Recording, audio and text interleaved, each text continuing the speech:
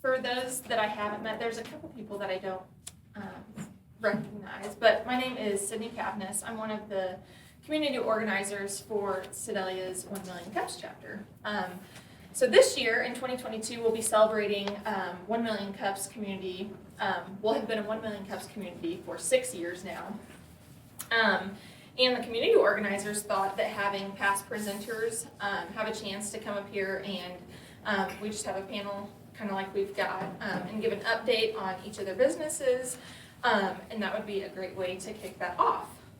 So before we begin, something that we've kind of gotten away from that we need to get back to is having just the hour of 1 Million Cups that we've been assigned. Just because we're thankful for everybody that comes, but we also want to be respectful of your time and the time that you're taking out of your workday. So if I don't want to cut good conversation off, but I just want to be respectful of that too. So today we are excited to have, I think we ended up having 1, 2, 3, 4, 5, 6. So there was kind of some ad lib before, so I just want to make sure that number was correct. But we've got Von Holten Ranch, and then we added that right at the beginning, so that ended up working out great. Boys and Girls Club, Culinary Provisions, Funky Bunch Pet Care, Quench Juice Cafe, Lysine. Oh, we didn't end up having Lysine. Yes. She is just walking. Awesome. Hello. We'll get a couple chairs pulled up. And then Remax of Sedalia. So let's see. Okay, so just to cover before we get started, like we usually do, 1 Million Cups connects entrepreneurs and early stage companies through this free monthly program designed to educate and engage one another as we explore solutions to launching and growing a business. Developed by the Kauffman Foundation, 1 Million Cups is based on the notion that entrepreneurs discover solutions and network over 1 million cups of coffee. Born out of the Economic Development Sedalia Pettis County office, our goal is to create an ecosystem here in the community to identify and support entrepreneurs. While our presenters have the floor, please be thinking of thought-provoking questions and or constructive comments that can benefit both the presenters and our audience. Okay, I promise I'll stop talking in just a second. So with all of that being said, I want to get into our panel here. And as the moderator, I would like for this to be an open forum with more like organic conversation rather than like a back and forth, like I ask a question, they answer. So I just want it to be very organic. So with that, I have 5 questions that we'll kind of start off with. And I've got that in my back pocket, but if our conversation takes us elsewhere, that is perfect and great. So, with all that being said, is there someone that, I'll have the question that I start out with, but does someone want to start with the mic? I'll start. All right. I like it. You were always so bashful. Yes. I'm shy. This is my first time. Okay, I'm totally lying. So, I'm Brandy Von Holten. Yes, that's perfect. So whenever we'll start through, you'll say your name and position, your business, and the year you presented to 1 Million Cups. So we'll start out with that. Okay, my name is Brandy Von Holten. Our business is basically broken down into 4 businesses. We have Von Holten Ranch, which is a horse trail riding facility and a boarding barn. Then we have Von Holten Ranch Wedding and Event Venue, which is a wedding barn and event venue. Then myself is a Brandy Von Holten / Big Boss Mare is a business by itself because I do custom planners. I have online courses. I write children's books. And now my husband is also a business which is called Building with David, where he makes online, he makes wooden projects and then sends them to like homeschool kids or schools that don't have woodshop classes, and then they build with him through video. So we have 4 different businesses. It's very confusing. I don't know when I presented, maybe 18, Sure. maybe 17, maybe 18. And then they had me come back for a 1 year after that for something like this. And then I came back today, and then here I am. All right. So Brandy Von Holten. You want to go next? Sure. Okay. I am Paul Walter.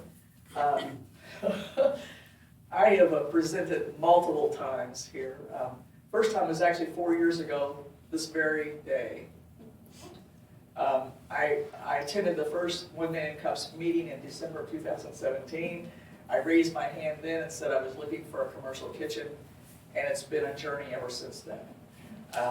But as far as the exciting thing that has happened in 2021 was that I actually realized a 40-year dream, and it's not become a nightmare yet. And it's been, I can't even tell you how fabulous the response and the reception to it has been. It's been amazing, incredibly amazing. And so I'm very, very thankful for that and for the response and for the people's reception to it and everything. And what I hope for my business in the new year is that I launched my cooking school, I launched my Saturday afternoon tea, and that, if I could ever find a part-time employee, I will launch a lunch menu, which people are asking about daily. Okay. There you go. Good morning, everyone. I'm Stafford Swearington with Quinn's Juice Cafe, right across the street. My position, well, most of you all know me as Dishwasher Dan or Greeter Gary or Mopping Mike, but I have a new title now, and that's Delivery David, because we have added delivery service to Bothell Regional Health Center twice a day for those that order online. We purchased a freezer. They've given us a spot in one of their shelves, on one of their shelves in one of the refrigerators for us to put our product that has been ordered and paid for online, because we know that they've worked so hard for us over the last couple of years. Not that everybody else hasn't too, but they can get away. And this is something I think a little more nutritious. I haven't had the cafeteria food out there in quite some time. Thankfully, I haven't needed it. But my guess is what we offer is a little more nutritious and probably a little more delicious. Who knows?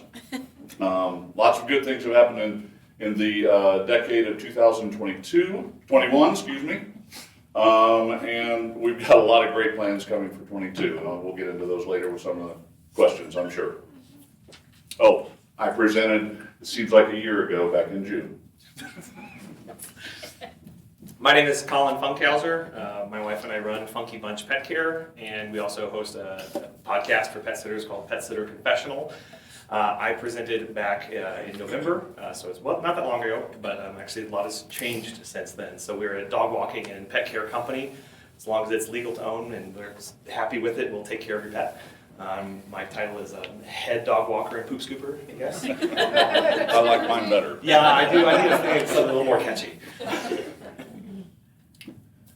I'm Ryan Wiedemann. I'm one half of Dave and Ryan Remax's Sedalia. I've been in it since college in 1997. My dad's been in it since, I think, 78, so about 65 years experience. We presented last March, and I don't know how many people were there because it was on Zoom, so it's great to see everybody's shiny, smiley faces today. As far as at that time, we were dealing with the pandemic and how to show houses, in which I think we slowed down a little bit in April and March of 20, or I say March and April, and then totally picked up and made up by the end of the year. And then since that point of presenting, we dealt with a totally new experience that my dad and I had never seen, and that is the multiple offer area.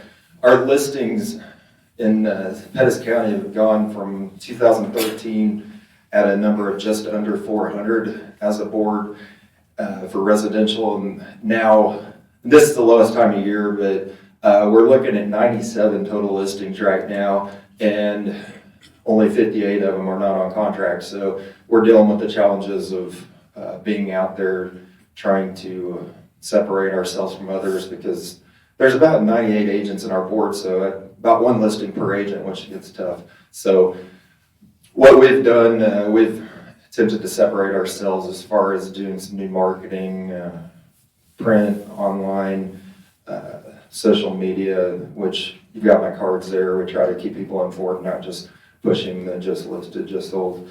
So that's why we're here today, is to share with others that may have been dealing with similar situations. My name is Gabby White. This is Emily Schmidt. I am the Assistant Director of Development with Boys and Girls Club here in Sedalia, and Emily is the Communications Director. We just presented last month, so long time since we've been by.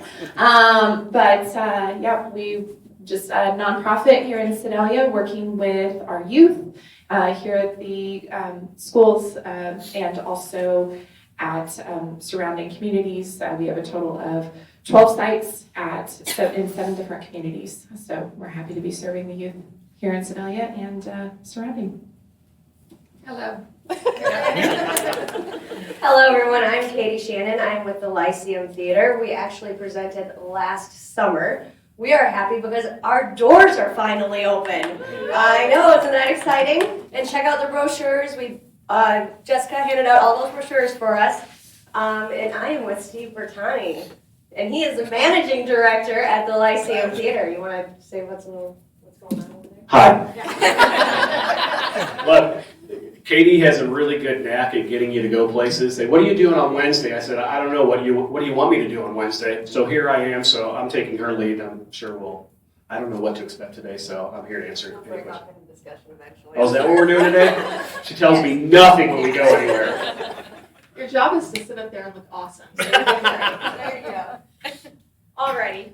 So like they mentioned, there's been a couple of them that presented a few years ago or a few months ago. So it's nice to see familiar faces and have them back here. So thank you guys for coming. Let's get into the good stuff. So like I said, I've got 5 questions, but if conversation takes us elsewhere, that is awesome. So first question, hindsight is 2020. When you get farther into your journey of entrepreneurship, knowing what you know now, is there anything you would have done differently when you were first starting out? Who wants to start that one? I'll start. You okay. Okay, so I used to get really wrapped up with if people copied what I had done, and now I don't even give them the time of day. If I have somebody that's upset, I try to ratify it and then I move on. I don't know, I used to, if there was bad words written on social media, it used to just tear at my heart, and now I'm all like, okay, trim that fat, move on. And now, like Facebook, you can only have 5,000 Facebook friends. I love when I'm unfriended because now I get to choose who I want to fill that spot. I look forward to it. I got unfriended 2 times yesterday and I was so happy. I was like, oh my gosh, good Lord, I've been wanting to be friends with this other person. So now I run towards that, and every time I find difficulty, I always know that it's opening door for something that's supposed to be there. So whenever I get told no, I love it because I know that it's going to be something else great. So I don't know. I run towards being unfriended now. It used to just tear on my heart a little bit. Also, I needed an assistant. I now have an assistant. She only works 5 to 10 hours a week, but just that little bit of help. I'm sleeping better. And whenever I sleep better, then I'm more supercharged and I can get more done. So we can afford an assistant, but we cannot not afford an assistant. And my assistant right now couldn't come on because she couldn't find daycare, so I let her bring her baby. And I don't care. She used to, okay, get this right here. My assistant used to be an ag teacher. So she's hecka organized, and she's a go-getter, and she's in the ag world. I just got chill bumps. Because I'm just thank goodness. So whenever people are looking for assistance, I have found people that are retired love it because they miss that hustle bustle. And then mamas that had babies and took off time, they are eager to get back into that. And some of them are eager to get back into it because they miss it. They miss talking to adults. So there's your opportunity. And then children. I work children. So. don't open at the start of a worldwide pandemic. It seems so obvious. I missed that. I tell you what, that really makes you mind everything. It makes you enjoy the small steps, the small successes. And Gina and I have learned you can't just chase the numbers on a daily basis. You've got to look at the bigger picture. And no, we're not making money yet, but year over year, month over month, we're doing these last 6 months an average of 35% better than last year. That's a small step. That's a good step. Is it where we want to be? No. Since 1 million cups in June, our sales are up 13% roughly. Thank you all. And I'm crediting it everything to you and this. It's you've got to hold on to the small steps as an entrepreneur. So. I'd say the sooner you see yourself as legitimate, the more that you'll embrace those challenges. Being in a non-traditional professional field of pet care, you don't see yourself as being a real business owner or that you're doing something that's worthwhile to others. And it took us, and we've been at this for 10 years now, and I think we probably started to feel legitimate about year 8. And so I would go back and work on that mindset about being a business owner and embracing that sooner so that we could start overcoming challenges and it's not so lonely at times too. You want all of us, or? I think in our business, systems are the key. We're dealing with a lot of different activities as far as sort of general marketing, and then with anytime we're working with the public on a contract, those dates are critical. You can't run past them.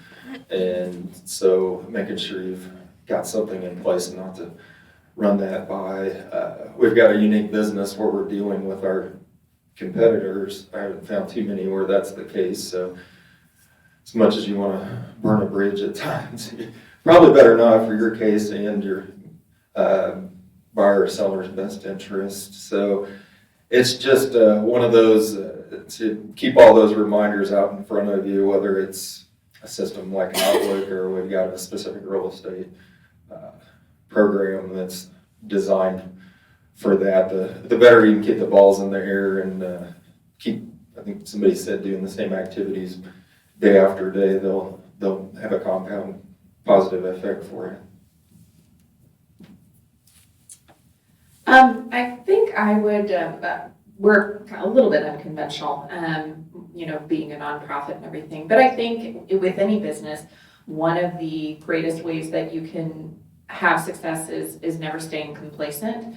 So also always looking for ways to improve, for us, the programs that we provide for the youth, and also the ways that we're able to help the community with the services that we provide. So with any business, just like with what I was saying, being able to look for new opportunities and just to provide whatever we can to meet the needs of the communities we serve. And with telling those stories too, something we've been really focused on is we hear good stories about our kiddos every day, but we need people outside Boys and Girls Club world to hear those stories too, to show how we're making a difference in the life of your kids and our kids. Well, I know the Lyceum has been in existence for 60 plus years, so we've been around a while. And Steve, why don't you say some of the challenges we've been through? I have not been around for 60 plus years, I can tell you that. This is my 16th year at the Lyceum as the managing director, and when I came into the Lyceum Theater, the theater was in a downturn, and we're a nonprofit as well, so it's a little bit different. And the theater was playing to about a 42% capacity season. We're now playing to almost about 90% capacity, so we went from 18,000 people to over probably close to 40,000 between all of our events, trips, and shows that we produce. So I use hindsight 2020 a lot, because that happens a lot. And you know what? I think when you're starting out a business, I think one thing you need to understand is not to be tunnel visioned, and you also learn a lot with age. I know as somebody who led a company from when I was younger to when I am older, how I manage differently. One thing is just how you treat your customers. I think that's one thing that we've, over 16 years, that we've grown with on how do we treat our patrons, how do we treat our customers with importance. People like that. I think a lot of businesses that we all know have gotten away from the customer relations aspect of their businesses. I think that's helped our growth. And also one thing I know as a leader of an organization is you set the tone of your organization. If you don't set a positive tone, it doesn't work for your employees, it doesn't work for your patrons, your customers. So it's really important to set that tone of your organization and make everybody feel important. Keep an open mind, try new things, think outside the box. If you don't think outside the box, like she said, you can get complacent, and that could be detrimental to your company. So keep that in mind, set the tone, be open-minded, care about people. You know, we provide a really great working environment for our staff, a lot of flexibility. We make them feel they are important. We make sure that we know we care about them, that their family is important, give them a lot of flexibility. And I'm telling you one thing, productivity goes way up when you run an operation. Whether it's a business, whether you're an entrepreneur, if you're your own person, hey, you can do whatever you want. But there's your take on that. Very good, thank you. And then Colin. Just to piggyback on what Brandy said about, I cannot afford a part-time employee, but I also cannot not have one. And I was lucky enough, I hosted a holiday open house the Saturday before Thanksgiving and struck up a conversation with this couple. And the husband now has turned out to be the first part-time employee. But the problem it's a great problem to have. He's a fabulous employee, but he's the best handyman in the world disguised as this other person. But the thing about having, and whether or not you can afford it or not, is I look at all the brain dead activities that I do, like peeling garlic. The week before Thanksgiving, I peeled in excess of 25 pounds of potatoes, 20 pounds of apples, and I'm sitting there going, why am I doing this? When what I could be doing is so much more, lucrative. And so this whole thing of being able to take advantage of the situation in terms of whether or not you've got a part-time employee or not, how that's going to project you forward in terms of there's a huge opportunity in downtown Sedalia because of the dearth of places that have an edible lunch. And so I want to go after the lunch business, but I cannot do that without somebody's to support me in doing that, because I don't do things halfway. I would have said something else, but I can't say that. I know what she was gonna say. Talk later. So, you put your best foot forward the very first time, because you're not going to get another step forward. And you're going to get blasted one way or another. And as far as all these raging, malicious people on Facebook, I feel sorry for you that you don't have anything else to do with your time. Hopefully none of those people are in here.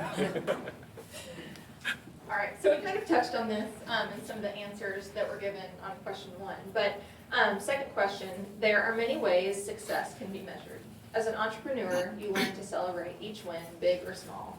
How do you define success, and how has that allowed you to enjoy starting your own company?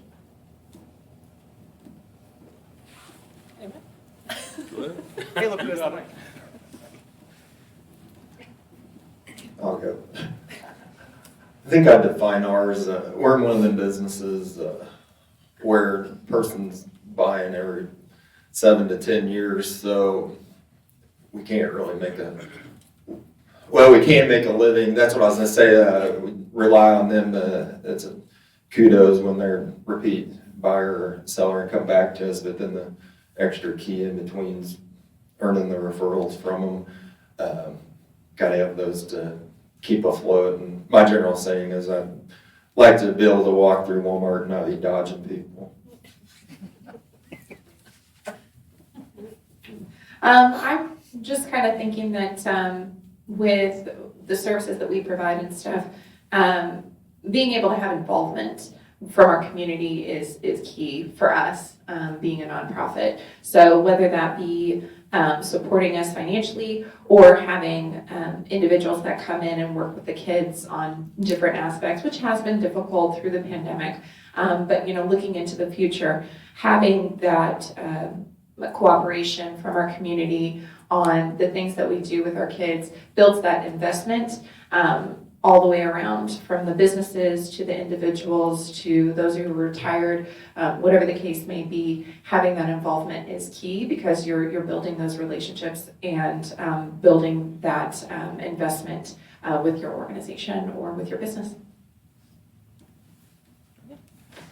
Just at a personal level, when my wife and I, Megan and I started, we set little goals for us as far as like, can this pay for groceries? Can this pay for gas? Can this pay for mortgage? Can this pay for insurance? And it was really neat to see all of those get knocked down really quickly for us, at least. And it was these little wins that are so important to you to keep you motivated, keep you going. So at the personal level, it's what am I able to afford the lifestyle and give the livelihood to my kids that are what they want and they need. From the business perspective, we are successful when our clients realize they have peace of mind. When we're talking with them and they see that light bulb go off and they go, we can travel again. You can what? Like, that is so gratifying to us. And we know we don't see it all the time, and people don't always say thank you, and that's fine, because we know that now they are able to do stuff in their lives that they didn't think were possible before, because we are taking care of their pet and their home while they're away. So it's the realization that they have peace of mind, and these little steps that we have on the personal side too. Before you all came in here today, and before I told you, how many people knew where Quinn's Juice Cafe was? Show of hands. There's a success for me. When we presented in June, maybe half the people in the audience knew. Now, how many people have been there? Again, another success. Less than half the people have been there. I'm not going to ask if you liked it. That could be disappointing. No, I'm kidding. I touched on some of the successes the last time I talked. That's another one. Another one that we're very proud of is we just got voted most nutritious spot in Sedalia. By everybody, well, not everybody, but those who voted. And that's a very proud moment for us. More and more people are coming to Quinn's Juice Cafe. Another statistic for you, I think roughly year over year, or no, in 2022, we're up 36.5% new customers, while still maintaining our returning level. We are slowly but surely increasing our cost or sale per visit on a person. So these are things, as everybody says up here, you've got to pick your battles, you've got to find your successes so that you want to keep going. Because there are a myriad of things as an entrepreneur that happen that can keep you in the dumps, that can make you throw in the towel. And you've got to just put those away and say, okay, we'll conquer those. But here's what we've done right so far. Now let's work on what we haven't accomplished. Okay, so the question was, how do we gauge success? Okay, money. Okay, so I want to make sure that the money's going up. I like to make sure the bills are going down. But then feels like the obvious answer for a business. But then my focus is new customer acquisition. And so I know since 2020, we increased our customer acquisition by 136% because of the format of our business. And then last year, I'm still running numbers. I didn't hit another 136% growth because that's ridiculous.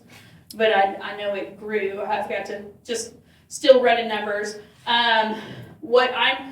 The biggest gauge of success for me is I'm trying to shorten our time open and still increase profits, because we let the business overcome our life, and we only had like 12 days off one year, and then we didn't do Christmas for 5 years in a row because we couldn't afford it because we put it back into the business. So this is our second year being able to do Christmas for ourselves and our family, because we just We're 100% focused on the business. That's been nice. Also, my podcast, like, it's in 26 countries. And I just started that. It was a year old in November. It won Missouri's Best Podcast. And then we just got voted Missouri's Best Place to Get Married. So that's nice because we built that barn. It took us 10 months, and we built it on a dead family farm. You know, a family farm that hadn't been lived on since 1979. And so the fact that people find value in that, and now I've started a mentoring program, and it's called like Big Boss Mare. It's a goal-setting sisterhood. And like 4 days ago, I had a dream that a man wanted to join it, and yesterday a man asked to join it. And so I asked the ladies, and they said no. And I'm like, okay. So now I know I need to make a co-ed one that's just based on business. So like, I feel this is going to sound like a little bit like Jimi Hendrix, but I feel like I manifested it. And I didn't even understand that until one of my friends told me that yesterday. So the fact that I had, in the country world, I promise you that I don't look like a cowboy. But I am out cowboying some bad mamma jamma cowboys because I embrace all the people that don't look like a standard cowboy. There's a lot of chubby 40-year-old women out there that needed a hero. Well, they needed a shero.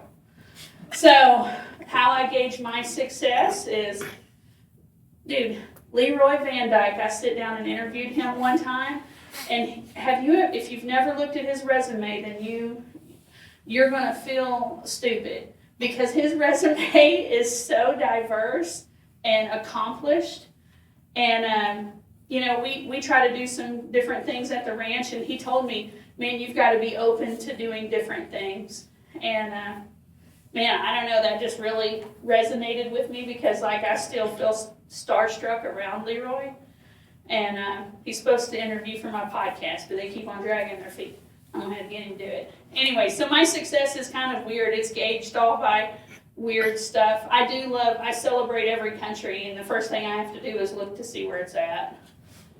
Okay, I was taught science, not social studies before.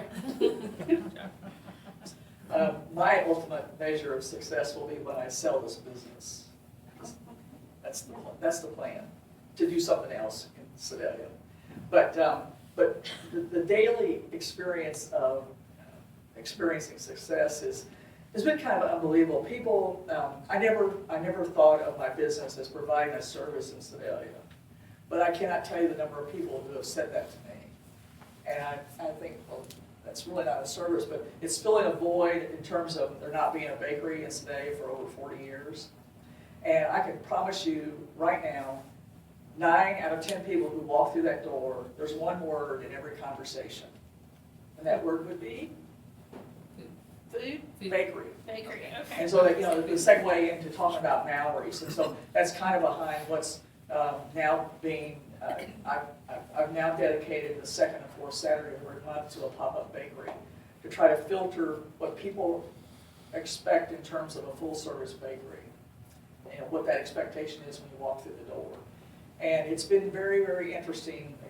People come into this business. I've had people stop just to see the building because it's such an incredibly beautiful home. And then I had somebody last week drove from Warrensburg to walk through the door and say, when is your cooking school going to start? She wanted to sign up for classes that day. So it's created all kinds of interest in all kinds of ways that I never. And the thing that I thought would be the most acceptable, that is not even the word, the thing that would take off most has been the least popular of all the things. And so it's like, because the decision is going to be made really very, very soon as to what direction. Am I going to embrace this one idea that everybody is interested in, or am I going to go this other direction? And so, but again, it's people coming in and the super, super complimentary things that people say. And they appreciate the enthusiasm, the love for what I do more than anything. And that comes through in what people say. And they're very, very complimentary. So it's been, I don't know what I was expecting when I opened the door, but it's been overwhelming, positively overwhelming, for which I'm very, very grateful. Very good.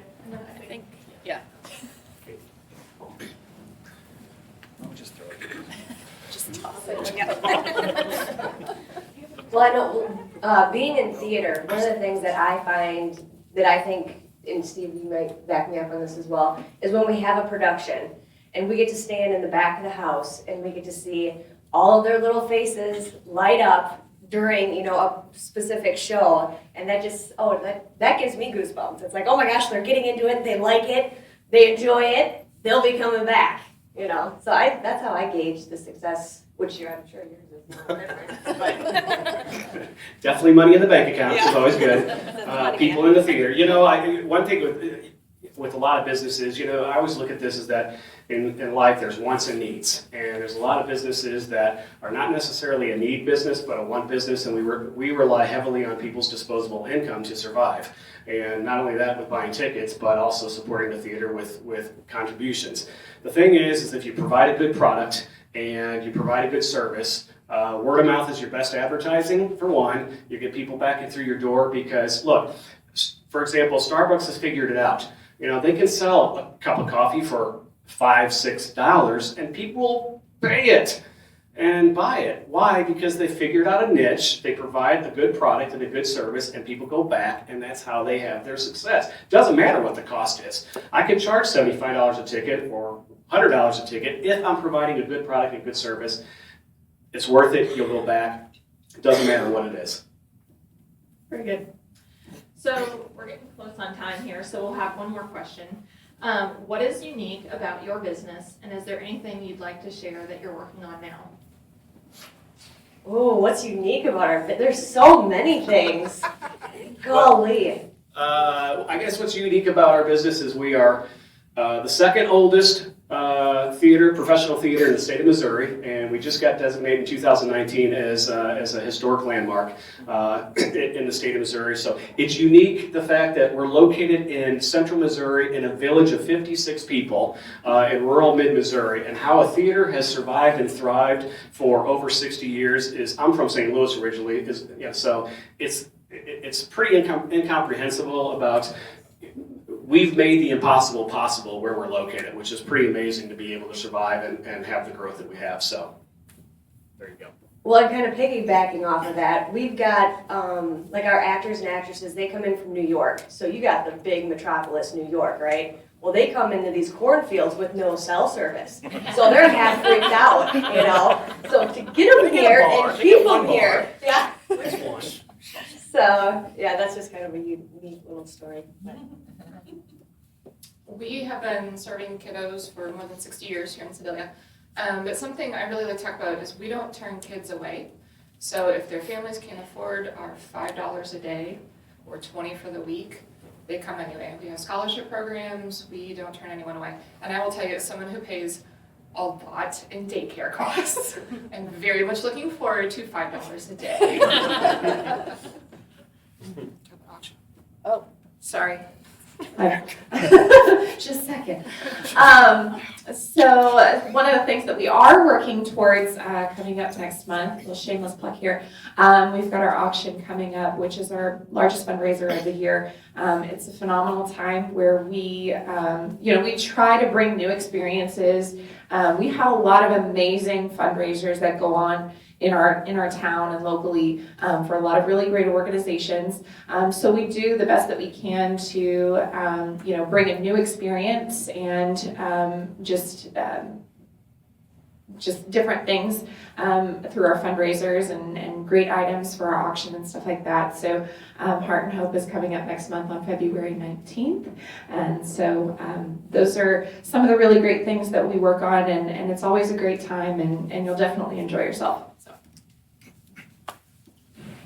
I think our business is unique to no other in that, I mentioned earlier, we have to deal with our competitors day in and day out. And then also I kind of view us, we're kind of the glue that holds the transaction together. There's lots of moving parts, whether it's the challenge right now of getting a buyer into a house when we might not have 10 offers like we did early last year, but we're still looking at multiple offers. People get frustrated, and with it, we got to make sure we kind of wear our counselor hat to keep things together. And then we've also got the things outside of our control as far as dealing with appraisers, lenders, the title, and we got an important role to keep the level head to all parties. We deal with this over and over on a daily and weekly basis where somebody may only be doing it every 7 to 10 years. So kind of depending on what day it is, we're wearing a different hat, and got to realize that we got to step out there and just rely on faith that things are going to fall when they're supposed to, and whether a person's dealing with a loss and having to sell their house or a new family member and wanting to move, make sure we're staying on the same page with them. I think what makes our company unique is our extreme devotion to the client's peace of mind. We take care of pets to the highest degree possible, but at the end of the day, we realize that it's the human that's not just paying, but it's the human that reached out to us and that they need us just as much as the pets. So it's our focus on that we really keep at the center of everything that we do. Some things that we're working on we're really excited about. Since I last spoke to you in November, we've officially opened and launched in Springfield, and we brought on 2 part-time employees down there. We've also hired a part-time employee here in Sedalia. First time we've ever gone through the hiring process. We had well over 300 people applying to all of those positions in total. So when I say that we have the best of the best on our team, I genuinely mean that. We're so excited to have Malachi, Robin, and Cameron on to start bringing their experiences, their passions, and really helping them plug the direction they want into the core values of our company to start reshaping it for the next 10 years so that we can be different and unique and keep pushing forward in raising the bar on pet care in Central Missouri and beyond. I have to add, so whenever Colin first presented for us, he really does care about the pets and just individualized care, because he told us about the song that he sings to one of the dogs when he comes in and jiggles the keys. So he might sing that for you later if you ask him. That's the after dark. This side here. Coming And with all due respect, Colin, you can't have the best of the best. We've got the best of the best. Fair. What makes us unique? Wow. We are the only fresh juice cafe with no added sugars and no dairy products. I know in Sedalia, I would wager to guess, no, I know in Pettis County, I would wager to guess in all of Central Missouri. That also presents a lot of problems because we got to educate people as to what we actually have and why it's good. We're not nutritionists, but why it's good for you. I mean, that's just common sense right there. And some of the things that we are most proud of, I mentioned earlier the delivery service. And what we look to do in 22 is hopefully expand that. There are a lot of hurdles a small business has to leap in order to get a delivery service from an insurance standpoint, from a logistical standpoint. But we realize that people are working with fewer and fewer employees or colleagues or whatever you want to call them, friends in their business, and have less time to maybe get out and get what we have to offer. We believe in our product. We think it's good for you. Am I the poster child for it? No. I'm more of a poster child for Five Guys burgers and fries. But I do believe in it. I do like it. And please come see us. All right, so the thing that makes us unique is we put in a mounted archery course, but we didn't put in just a mounted archery course. Like, it took a year to put it in with all of the dirt work that had to happen, and you have to evaluate how water moves naturally, so because it would mess it up. But this mounted archery course, how many of you have seen what's the cartoon? What is it called, Brave or something? Is that Brave? I don't even, because I don't have children, I don't watch a bunch of cartoons. Don't lie. Yeah. Anyways, but we didn't just put in a mounted archery course. We put in the longest straight course in the world with the deepest shot. And then I'm the only mounted archery instructor in the state of Missouri. So that what that does is it's a good problem to have. But then, like, my clients can't always come to me for lessons. So I started doing online horsemanship courses. That is something that makes us unique. I actually have 3, and the one that does the best is something called Horse Knowledge. I have Horse Knowledge 1, one called From the Saddle, and then one that's Mounted Archery Ground 1. And so last year, my kids' camps, something that we offer is we keep them from 9 a.m. to 4 p.m. for $50. But they get to ride horses, they get to play in our creek, and then with me being a former science teacher, I teach ecology. We look at biodiversity of the creek. And then most people know that I moved to this state. The only reason I'm in Missouri is because I did full contact fighting and I tried to go to the Olympics. And I did that for 22 years. Fought in 5 countries, if you didn't know that.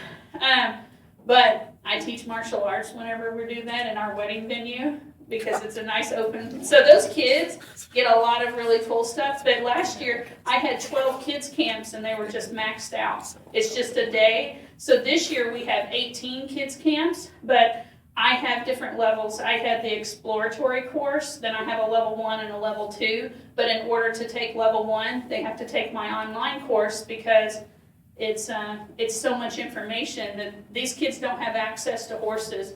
They just don't, a lot of them live in town, or a lot of them, even my farm kids, they don't have horses. They might be cattle farmers.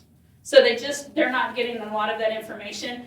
And I know that there's a need for it. I charge $60 to take an online course, but it's 12 weeks long and they get 2 videos a week. And I have more adults signed up for it than I do kids, because the adults missed out on like 4-H and stuff. So the things that make us unique is I keep finding these different areas, like the fact that I had a big boss mare course that was called the Goal Setting Sisterhood, and a guy asked to join it just because he knows that I took a dead farm and made it in, something my husband and I did, 100% 50-50 there, but he wants to be around that energy, so now I've got to unfem it up to give him an area. But see, if I was too closed-minded on what I had already started, I wouldn't even consider the possibility of creating a co-ed one. So I don't know, I just keep on, with those kids camps last year, there's kids that are ready to advance and there's kids that are not ready to advance at all, okay? And I have to have an adult with them, but so just keeping those eyes open for those new doors instead of shutting them yourself. So many people are so focused on what they originally had that they can't open a door when they're in motion of doing what they already set out to do. Does that make sense? Yeah. So that's Leroy right there. That's Leroy Van Dyke in my head saying, girl, if there's an opening, take it. What is unique about what I'm trying to accomplish is and it takes advantage of one of the few things that's come out of COVID, and that is the idea of having a freshly prepared meal made to order, delivered to your home. There's a big hang-up right now of how to finesse that, and how to make that happen, and we're working on that. And I think a lot of it has to do with the information on the website, but somebody suggested, maybe my social media person wanted to do a tutorial. Yesterday somebody suggested doing a YouTube thing about you have to pre-order and prepay, and you cannot order something that's not on the menu. And I can't tell you the number of people who order something that doesn't exist on the menu, has never been on the menu. Or they order multiple items that appeared last month, instead of looking at what today's date is and ordering what that is, okay? And so we're working on that, but it's getting across this idea, it's prepared to order, therefore it's fresh, therefore that's what you're getting. And that concept has not taken hold yet, and so that's what we're working on. But as far as the thing that I'm working on the most immediately is trying to overcome an additional $180 a month charge to launch a reservation system for my cooking school. And I think we can finesse it through the point of sale system I have right now, because I can't see paying PayPal another $30 a month plus a transaction fee that I'm already paying my current Toast system. So it's very, very crucial that I come to grips with that by this Friday. Great answers, everybody. Okay, so one last question. One sentence of advice you would give a fellow entrepreneur or similar organization. If you need to take a second. If anything matters, everything matters. Take care of your family first. You got it now? No, go ahead. Oh yeah, she's gonna think of something good. That was 2 sentences, by the way. There's a colon. Yeah, Two compound. sentences. Oh, okay. Enjoy what you do to the fullest. Don't forget about, it's all about people. Patience, faith, and sticking to your plan. I think the biggest thing for us is that it's all about relationships, building those relationships with those that you serve, and building those relationships with your community, I think is the key point. I think, remember that in your job description, all other duties as necessary. That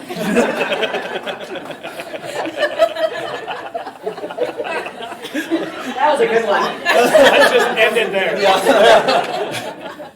I would have to say, to get into your communities, tell your story, what your business, what you've got going on. Find a balance. Very good. Come back down here, we got one more down here. You better change my life. No pressure. I'm one of those really annoying people who don't understand the word no. That's not in my vocabulary, and I don't hear that word. Because when somebody tells me no, it's just, I'm gonna show you that I can do this. And so, because there's all these people out here wanting you not to succeed. And it's because they don't have a clue. They'll never, you want to say so badly to them, I hope you say a prayer of gratitude every night that you have a job, because you couldn't do what I do. But I can't say that. Yes, you can. Just say, bless your heart. No, it's just, you have to stay focused on what it is you're after. Because whatever, it has to be important to you. And if it's not, it's going to become very obvious. And, you just cannot accept no. And I'm one of those really annoying people who, that doesn't compute with me. I don't even comprehend that word. And it's like, if you say no to me, that's just encouragement. Okay,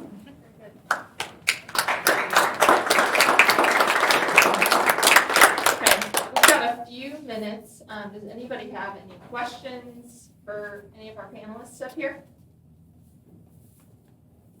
Oh, I do. So I missed Monkey Bunch Pet Care. Unfortunately, I was not there that day. So I'm sure you addressed it then, but what do you do with animals that, with dogs in particular, that aren't necessarily friendly? Unfriendly dogs. Unfriendly, that's why they can't go to the normal places that they would go. I have a song I can sing you. No. Let's hear it. No. So we're a dog walking pet stand company, so we come into people's houses. And what we do there is, that's why we do a very crucial meet and greet, where we come over and meet with you and the dog at the same time. And with unfriendly dogs, some of you have heard the story before, but we had one who had actually come out of an abusive relationship that didn't like men. And they opened the door, and the lady went, up here, not down there, up here.